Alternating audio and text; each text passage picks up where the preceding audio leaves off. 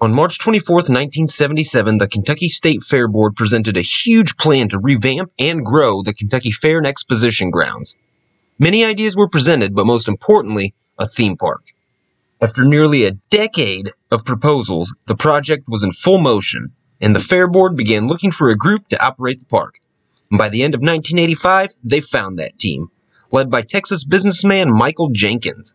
They formed the company Kentucky Entertainment Limited, and 3 weeks later made the official announcement to the public that a 13-acre theme park called Kentucky Kingdom would be built on the fairgrounds with an emphasis on the history of Kentucky and open for the 1987 season. It was a pretty big deal, and on March 28, 1986, they broke ground at a ceremony attended by Kentucky Governor Martha Collins and Louisville Mayor Jerry Abramson. The park opened to the general public on May 23, 1987. The initial reaction to the park was not good, because it was an incredibly small park, and it was pretty much all geared towards kids. And after only one season of operation, the park closed and filed for bankruptcy. A lot of the vendors weren't even paid, and most of the rides were auctioned off. The park just sat closed in the 1988 season. Then out of nowhere, the Bank of Canada decided to give a man by the name of Ed Hart a call, a local businessman in the Louisville area. They've heard of his accomplishments and wanted him, with a group of financial investors, to reopen and run the park. Mr. Hart was reluctant at first, but eventually agreed. He had two initial plans of attack. One, to repay all the unpaid vendors and contractors, and two, double the park's size. All of that took up the 1989 season, but the park was ready to reopen for the 1990 season. New rides included an Enterprise, some bumper cars, Tin Lizzie, Bluebeard's Bounty, the Vampire, which was a Vekoma boomerang, the Star Chaser, an indoor Schwarzkopf Jetstar, which was the only hangover from the original park. And in the middle of that year, Thunder Run, a Din wooden roller coaster, was added to the park as well. The reopening proved to be a huge success, and by the end of the 1990 season, it was announced that there would be an addition of a water park called Ocean Avenue to be opened by the 1992 season. They ended up dropping the name Ocean Avenue and decided on Hurricane Bay for the name of their brand new water park. That same year saw the addition of a 150-foot tall Ferris wheel called the Giant Wheel, and the Quake, the first Vekoma Waikiki Wave. 1994 saw the addition of Mile High Falls, a standard shoot-the-chutes water ride, and Roller Skater, a nice little kids roller coaster. The park just continued to grow, and the following year saw the addition of T2 of Vekoma SLC, and the Hellevator, a 177-foot tall Intamin drop tower.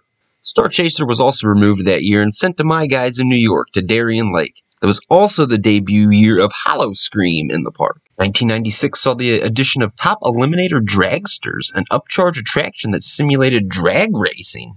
1997 saw 3 attractions added to the park. Thrill Karts, a standard upcharge go-kart attraction. Thrill Park Theater, an indoor 3D theater experience. And most importantly, a stand-up roller coaster standing 154 feet tall, built by Legends B&M, called Chang. This thing was a monster and gave the park an entirely new skyline. And then out of the f***ing blue, on September 26, Premier Parks buys Kentucky Kingdom for $64 million. And the Ed Hart era was officially over. In the time he was in charge of the park, he literally quadrupled its size, took its annual visitor count from 130,000 to 1.2 million. And from 1990 to 1998, was the fastest growing amusement park in the country. Him and his team did an absolutely outstanding job. But the show must go on. And then out of nowhere again, on April 1st of 1998, Premier Parks buys Six Flags as a whole. And Kentucky Kingdom was rebranded as Six Flags Kentucky Kingdom for the 1998 season. And their first plan of attack was to construct a new roller coaster, a CCI wood racer called Twisted Sisters. And also they had to inject some of that Looney Tunes IP into the park, and King Louie's Playland was rebranded as Looney Tunes Movie Town. 1999 saw the addition of a Batman stunt show, the Penguins Blizzard River, a standard rapids ride, and aw shucks, the Vampire was removed that year and sent a pack into Six Flags New England, where it operates as Flashback. The following year saw the addition of Roadrunner Express, a Mauer Shawn Wild Mouse, 2 years after that, in 2002, one of the funniest things in theme park history ever happened, in my opinion. The hair metal band, Twisted Sister, caught wind that there was a roller coaster named Twisted Sisters. So they said, "We're going to sue your ass." So Six Flags said, "Chill out, ladies." And they ended up changing the name to Twisted Twins. 2003 saw the addition of Grease Lightning, a Schwarzkopf shuttle loop coming over from Six Flags over Georgia. The following year saw the removal of the Quake. 2005 was the removal of Top Eliminator Dragster from the park. Pretty short-lived. 2006 saw the Elevators name change to Superman Tower of Power to fit into that DC Comics IP. 2007, Hurricane Bay was renamed to Six Flags Splashwater Kingdom. Also that year, Twisted Twins was closed down.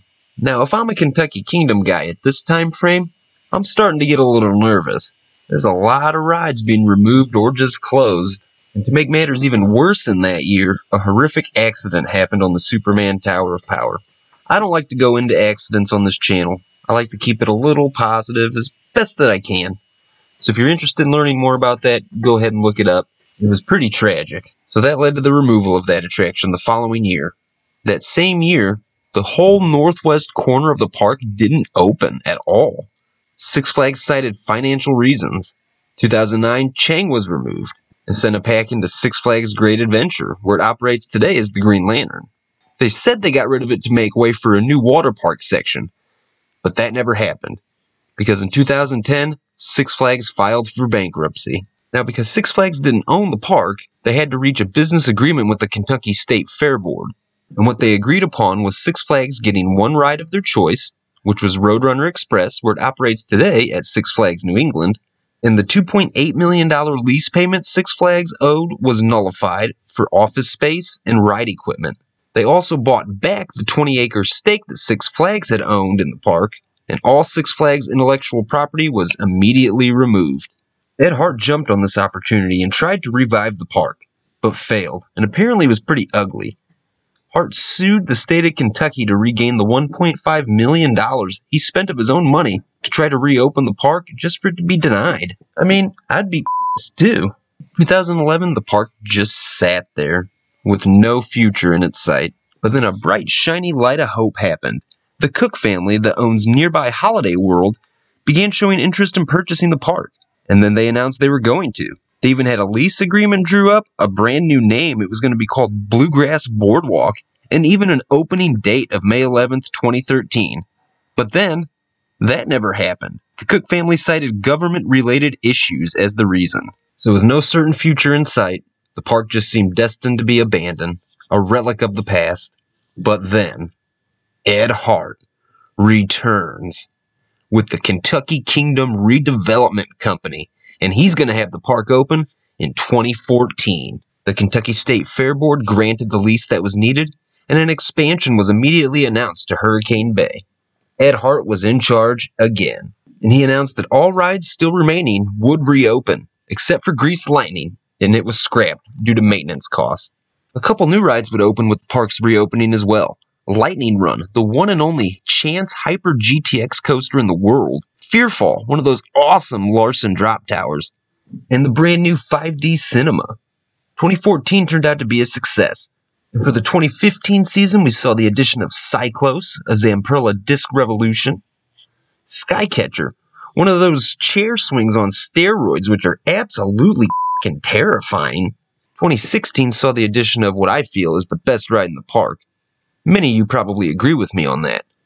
As Twisted Twins just sat not operating, Kentucky Kingdom called on RMC to come sprinkle some of their magic dust on it, and it reopened as Storm Chaser.